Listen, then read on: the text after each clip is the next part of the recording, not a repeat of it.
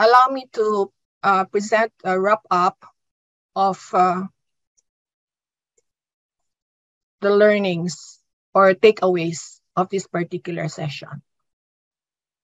So the first takeaway is conflicts must be addressed in their budding stage before they become full-blown and more complex. So dapat aware tayo na yung conflict grows from latent stage until it manifests itself and becomes full-blown. So mas maganda na maging sensitive tayo dun sa mga budding conflicts. Number 2, mediation is a peacemaking process and cannot be rushed. It is best to plan.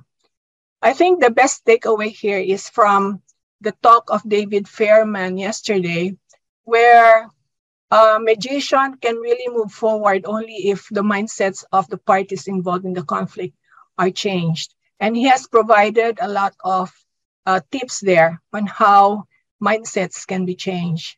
Let's use the learning from the first day on this. Number 3, to be good at conflict resolution, it is best to be equipped with skills and tools needed to resolve conflict. In MedNet, we train mediators to hone their skills in the following areas: active listening and nonviolent communication. MedNet also trains mediators to use tools like conflict mapping, stakeholders analysis, link analysis, which were used in the cases presented. So yung conflict mapping actually identifies conflict sources, because we know that half of the problem is solved when the source of the problem is identified. So the 5 possible conflict sources are the data problem, a relationship problem, a value difference problem, a structural problem, and differences in interest.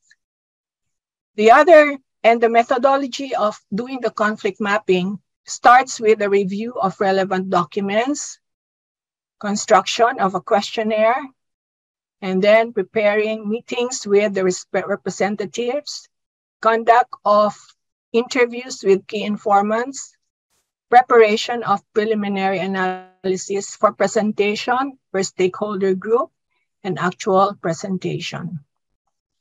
Stakeholders analysis, on the other hand, identifies the different stakeholders. Dito, the stakeholders need not be those who are identified in the problem, but also those who can participate in the solution of the problem, because they may be outsiders to the organization. And in the stakeholders analysis, aside from listing the stakeholders, we put the positions of their positions in each issue.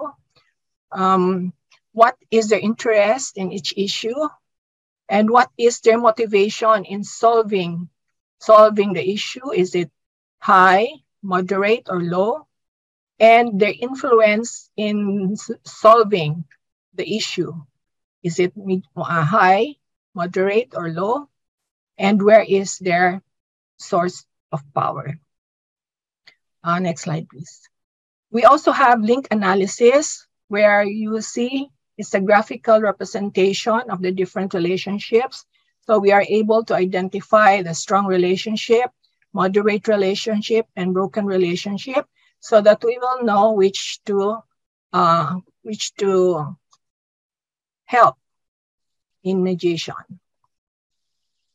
Okay, so if you are interested to acquire competence in these communication skills and the use of EDRMP, you may write your interest in the chat box or email admin@mediatorsnetwork.com. You may also find the details of our EDRMP training modules in our website, which is www.mediatorsnetwork.com/training-courses.